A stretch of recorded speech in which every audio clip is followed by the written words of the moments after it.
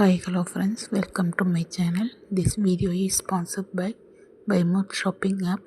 Buymote e-shopping application is one of the online shopping app now available on Google Play Store and App Store.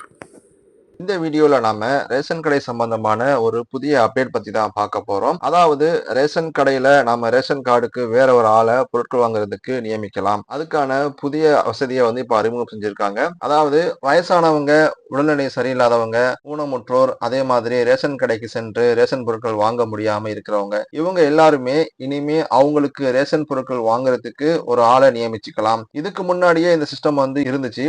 ஆனா அதுக்காக நாம application form fill பண்ணி first சம்பந்தப்பட்ட ration கடை ஆபீசர்கிட்ட sign வாங்கணும். அதுக்கப்புறம் அந்த ஃபார்மை தாலுகா ஆபீஸ்க்கு கொண்டு போய் தாசில்தார்கிட்ட போயிட்டு அப்ரூவ் வாங்கணும். அதுவும் உடனே கொடுத்துட மாட்டாங்க. நாம 2-3 தடவை அலையிற மாதிரி இருக்கும். ஆனா இப்போ இந்த ப்ராசஸ் எல்லாமே இப்போ ஆன்லைன்ல கொண்டு வந்திருக்காங்க. இதுக்கு நாம ஆன்லைன் மூலமா அப்ளை பண்ணி ஈஸியா அப்ரூவ் வாங்கிக்க முடியும். அதுக்கு எப்படி அப்ளை பண்றதுங்கிற பத்தி இப்போ நாம பார்க்கலாம். நீங்க உங்க ப்ரௌசர் ஓபன் பண்ணிக்கோங்க. அதுல tnpds.gov.in இந்த வெப்சைட்டுக்குள்ள வந்துக்கோங்க. இந்த வெப்சைட்டுக்கான லிங்க் நான் டிஸ்கிரிப்ஷன்ல கொடுக்குறேன். அதை நீங்க கிளிக் பண்ணீங்கன்னா டைரக்டா இந்த வெப்சைட்டுக்குள்ள வந்துடும். இந்த வெப்சைட்டுக்குள்ள வந்ததுக்கு அப்புறம் ரைட் சைட்ல கீழே ஸ்க்ரால் பண்ணீங்கன்னா புதுசா பிரதிநிதி அப்படின்ற ஆப்ஷனை கொடுத்திருப்பாங்க. அதுக்கு கீழே உள்ள இந்த ஆப்ஷனை கிளிக் பண்ணிக்கோங்க. அடுத்த பேஜ்ல நீங்க உங்க ரேஷன் கார்டுல எந்த நம்பர் கொடுத்திருக்கீங்களோ அந்த நம்பரை கேட்டிருப்பாங்க. இந்த பாக்ஸ்ல நீங்க ரேஷன் கார்டுல கொடுத்த மொபைல் நம்பரை டைப் பண்ணிக்கோங்க. டைப் பண்ணதுக்கு அப்புறம் கீழே கொடுத்திருக்கிற இந்த கேப்சா கோட டைப் பண்ணிட்டு பதிவு செய் அப்படிங்கறத கிளிக் பண்ணிக்கோங்க.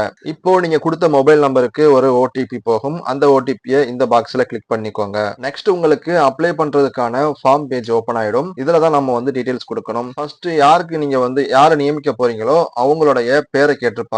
இந்த பாக்ஸ்ல அவங்களுடைய பேரை நீங்க ஃபில் பண்ணிக்கோங்க இங்கிலீஷ்ல. அதே போல அவங்களுடைய பேரை தமிழையும் ஃபில் பண்ணிக்கோங்க. இதுக்கு நாம அவங்களுடைய ஆதார் கார்டை ஒரு ப்ரூஃபா கொடுக்க வேண்டியிருக்கும். அதனால ஆதார் கார்டுல அவங்க பேர் எப்படி இருக்குதோ அதே போல ஸ்பெல்லிங்கா நீங்க டைப் பண்ணிக்கோங்க. அதன் பிறகு அவங்க ஆனா பெண்ணா அப்படின்றத நீங்க மென்ஷன் பண்ணிக்கோங்க. அதுக்கப்புறம் அவங்களுடைய டேட் ஆஃப் பர்த் இந்த பாக்ஸ்ல நீங்க ஃபில் பண்ணிக்கோங்க. அதுக்கப்புறம் அவங்களுடைய உறவு முறை, அவங்க உங்களுடைய ரிலேஷனா அல்லது உங்க வீட்டுல வேலை செய்யறவங்களா இல்ல பக்கத்து வீட்டுக்காரவங்களா. சோ இதுல கொடுத்திருக்கிற இந்த 5 ஆப்ஷன்ல உள்ளவங்களும் நீங்க அவங்கள நியமிச்சுக்க முடியும். நீங்க யாரை தேர்ந்தெடுக்கிறீங்களோ அவங்கள சூஸ் பண்ணிக்கோங்க. அடுத்ததா UFCN அப்படின்னு சொல்லி கொடுத்திருக்காங்க. இது உங்களுடைய ரேஷன் கார்டு நம்பர். அதுக்கப்புறம் நீங்க யாருக்கு கொடுக்க போறீங்களோ அவங்களுடைய ஆதார் கார்டை இந்த இடத்துல நீங்க அப்லோட் பண்ணணும். நீங்க பிஃபோராவே அவங்களுடைய ஆதார் கார்டை ஒரு PDF ஃபைலா நீங்க ஸ்கேன் பண்ணி வச்சுக்கோங்க.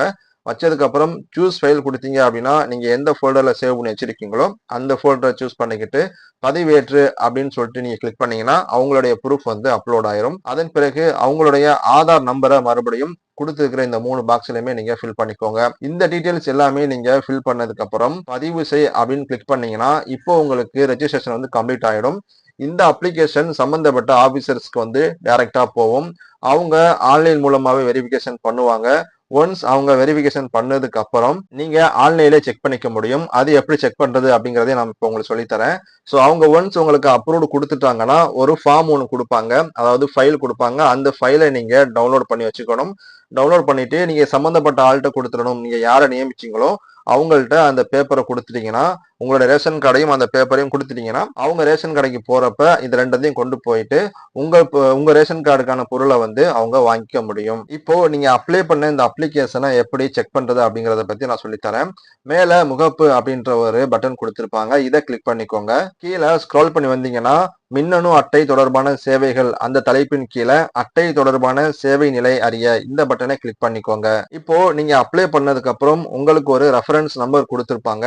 அந்த ரெஃபரன்ஸ் நம்பரை இந்த பாக்ஸ்ல நீங்க டைப் பண்ணிட்டு பதிவு செய்ய அப்படின்னு சொல்லிட்டு கிளிக் பண்ணீங்கன்னா உங்களுடைய அப்ளிகேஷன் எந்த லெவல்ல இருக்குது அதனுடைய ஸ்டேட்டஸ் நீங்க பாத்துக்க முடியும். ஸோ ரேஷன் கடையில நம்ம கார்டுக்கு பொருட்கள் வாங்குறதுக்கு நீங்க ஒரு ஆளை நியமிக்கிறதுக்கு ஆன்லைன் மூலமா இப்படிதான் அப்ளை